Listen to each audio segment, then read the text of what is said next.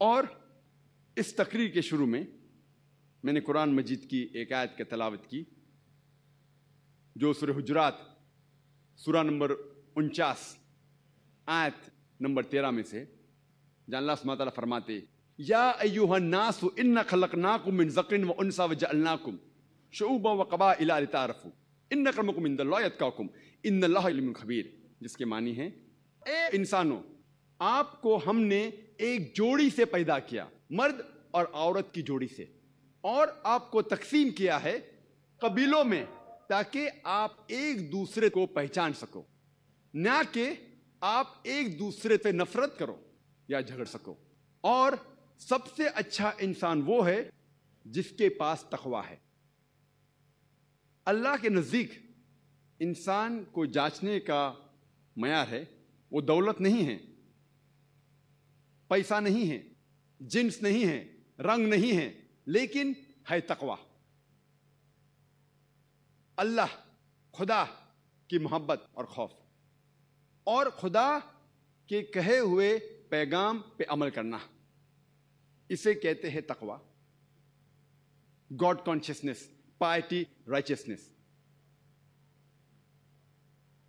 اور اللہ سبحانہ تعالیٰ فرماتے ہیں قرآن مجید میں سورہ روم میں سورہ نمبر 30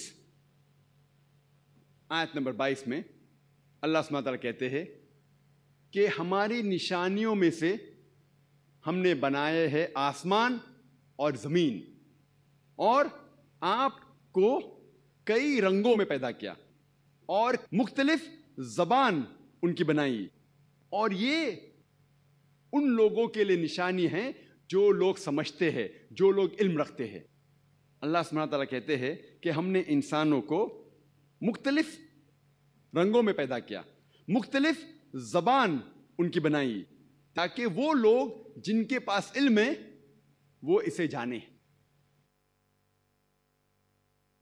اور اللہ سبحانہ تعالیٰ فرماتے ہیں سورہ اسراء میں سورہ نمبر 17 آیت نمبر 70، اللہ تعالیٰ فرماتے وَلَقَدْ كَرَّمْنَا بَنِي آدَمَ، کیا ہر بنی آدم پہ ہم نے کرم فرمایا، چاہے وہ سفید ہو یا کالے ہو، چاہے وہ امریکہ میں پیدا ہو یا ہندوستان میں، چاہے وہ امیر ہے یا غریب ہے، ہر بنی آدم، ہر آدم کے اولاد پر ہم نے کرم فرمایا۔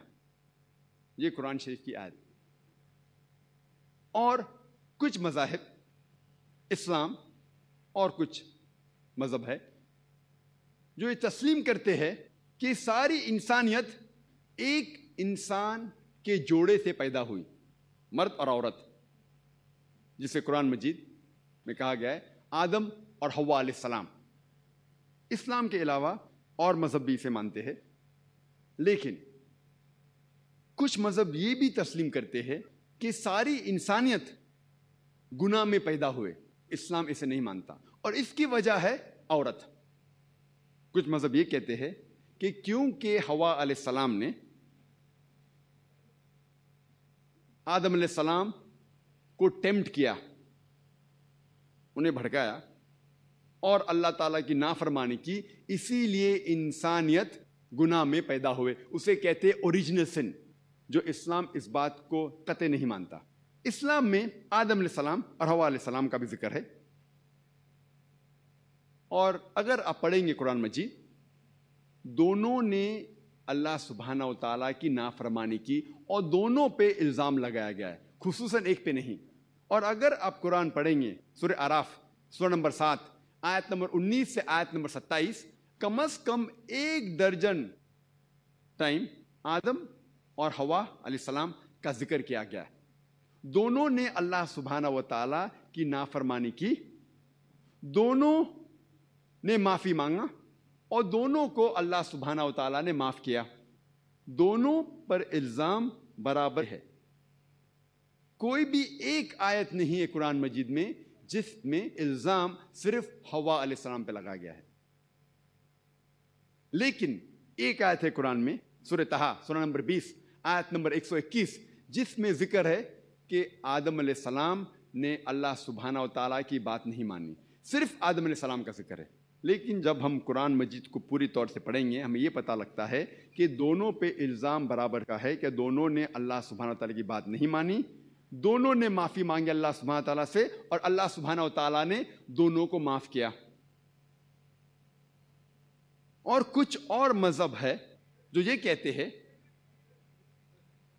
کہ پریگننسی جب عورت حمل سے ہوتی ہے یہ ایک خدا کے طرف سے ان کے لیے ایک شراپ ہے، کرس ہے۔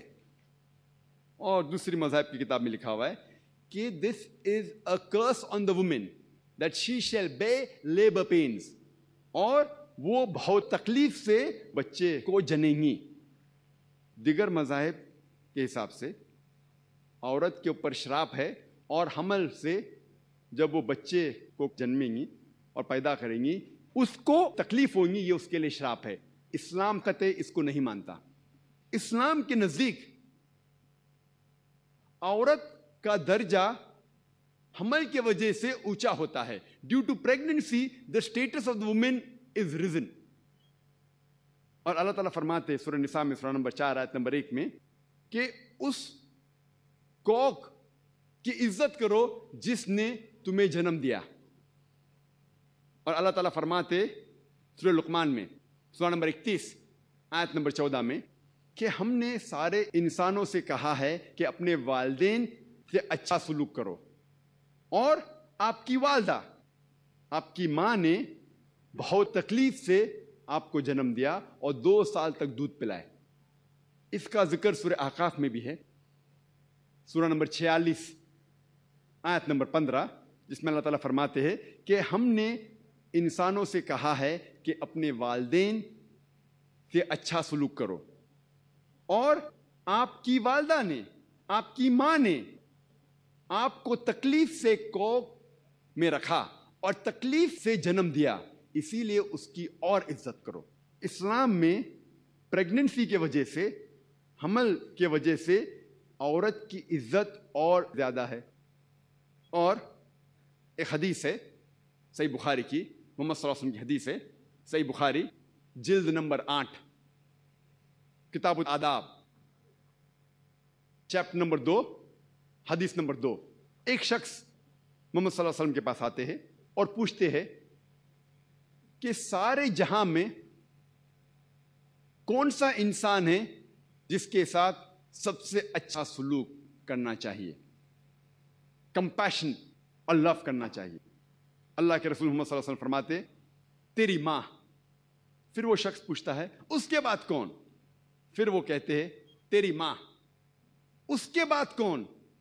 پھر محمد صلی اللہ علیہ وسلم پھر سے کہتے ہیں تیری ماں۔ وہ شخص پوچھتا ہے اس کے بعد کون؟ پھر محمد صلی اللہ علیہ وسلم کہتے ہیں تیرے والد، تیرا باپ، تیرا پتا۔ اس سے یہ ظاہر ہوتا ہے کہ 75% 3/4 حصہ کمپیشن، لو، عزت کا جاتا ہے والدہ کو، ماں کو۔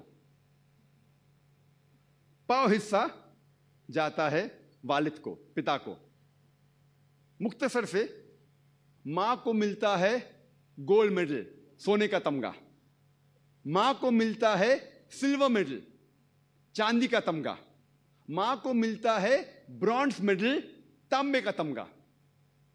باپ کو ملتا ہے صرف کنسولیشن پرائز۔ یہ ہمارے پیغمبر محمد صلی اللہ علیہ وسلم کا کہنا ہے۔ افسوس کی بات ہے کہ بہت سے لوگوں کو غلط فہمی ہے کہ اسلام میں عورت کو ذلیل کیا جاتا ہے، اسلام میں عورت کا درجہ نیچا ہے۔ اگر آپ اسلام کی کتاب کو پڑھیں گے، قرآن اور صحیح حدیث، اس سے یہ پتہ لگے گا کہ الحمدللہ ثم الحمدللہ اسلام نے عورت کا درجہ اونچا کیا ہے۔ اسلام میں عورت اور مرد کلی طور پہ برابر ہے۔ کچھ جگہ مرد کو 1 درجہ اضافہ ہے، کچھ جگہ عورت کو 1 درجہ اضافہ ہے۔ مثال کے طور پہ اسلام میں